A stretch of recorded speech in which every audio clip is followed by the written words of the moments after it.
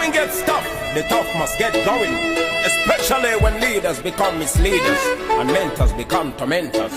When freedom of expression becomes the target of... Yeah, man. The Talk and Talk show is coming to Zanzibar this weekend. So tomorrow 10 a.m. be on. We are going to be live from Zanzibar. Yeah, kati tugenze okulya ku mimwa gyaffe. Tugenze n'empisa zaffe embeera zituziza ku nnyonyi. Thank you. Abasajja abakulu katulina tunozamu ne balaga nti nange wamako. ate gwe bakulabako. Ate banamanya tutoka ndebe tubatuweze. Nange kwedize mbadde kwata video ekyo. Tofaayo. Opposition becomes our position. Njagala okutwala omukisa guno okwogerako ne ba veterans mu mulimu gw'amawulire. Bambi mujeebali banyabo ne basebo. Mwebali be mukoledde eggwanga. Mwebali creating awareness. Mwebali n'okwonoona where necessary. Nga tuvuddeyo. Nina abamawulire babiri be nalabye nga boogera. Nenseka. Nga bannange. Omu yabuuzizza kati lwaki oyingira enju nga tennaggwa? Njagala okutegeezaako mukwano nti abamu muli fortunate musanga byaggwa. Oyinza okuba twafuna ku mukisa guzimba wasanga omusajja yazimba byaggwa. Naye bw'onookola research mu Uganda 99.9% enju baziyingira tezinnaggwa ne bakola amayumba ne gaggwa. Bino ebigambo byayogeddwa omuntu eyali abaddeko mu ssaga ekyasinze okuba enkyafu mu ggwanga muno eyalimu rape and defilement of a minor. But bakyala banne twasirika ne tutayingira mu lutalo despite the fact ntulwanirira abakyala twagamba owange birimu mukyala munnaffe katusirike. You also have a right okuvayo jaji ng'omwana wa muno ow'obuwala. Naye lwaki temulina mitima mizadde? Lwaki you people baganda bagamba obukookolo obugeyana. Ye nno kino kyalwanirira munnamawulire munno mukyala munno bw'obanga olinamu omutima omuzadde akiyinako right, akiyinako sente ze era akiyinako ekiwandiiko. But let me take this opportunity to ask you a question, fellow woman, with respect. Nga sikuyisizza mu maaso. Kiwali olwanirira bafutyanko omusango gwalimu rape and defilement. Wali ofuna ki? Lwaki mwerabira mangu? So you also sit on a media platform and judge a fellow woman for fighting for her rights? N'omuyita nakigwanyizi. N'omuyita yeesiba ku bintu. You of all people. Ono njagala okujjukiza alwanira wayina entuuyo ze. She's fighting for her property n'abaana be. But what happened to you? What happened?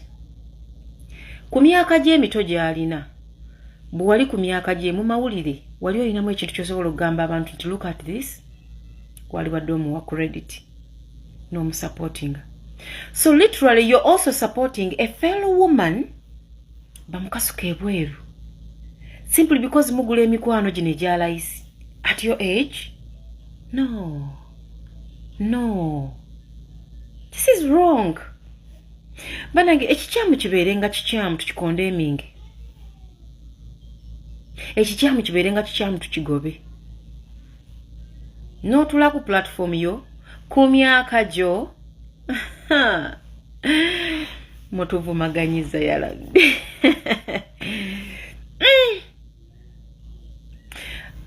Why am I talking about this? It's because kyayogeddwa mukyala sina muwala. Omukyala tuludde. Omukyala akuze emyaka. You're judging a child gwozaala emirundi 3. Okulwanirira ekikye. Ojajinga omwana ow'obuwala akoleredde ekintu kye ekitaliiko ndi kubanga bw'aba takikoleredde ddala nga mugamba kibbe mugende mu kooti. Ne zino mediations ze musaba okubeerawo temuzisaba mugende mu kooti. Njagala lutwala omukisa guno bajjukiza nti omukulembeze w'eggwanga alina etteeka lye yasayininga.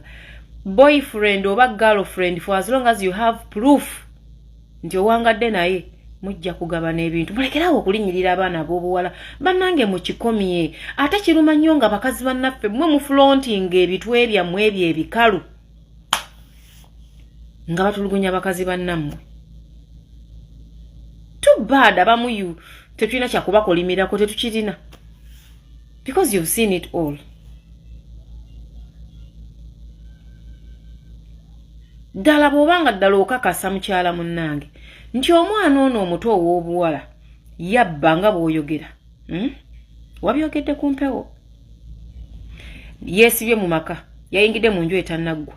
Advise your friend go legal kubanga ensi ekusunga gwe wali olwaniddeko ekiswaza ng'ogulirira n'owegayirira ab'amawulire n'ofukamirako mu newsroom emu nga wegayirira baleme kuba stories ezalimu rape and defilement ey'omwana ow'obuwala naye nga naawe oli mukazi.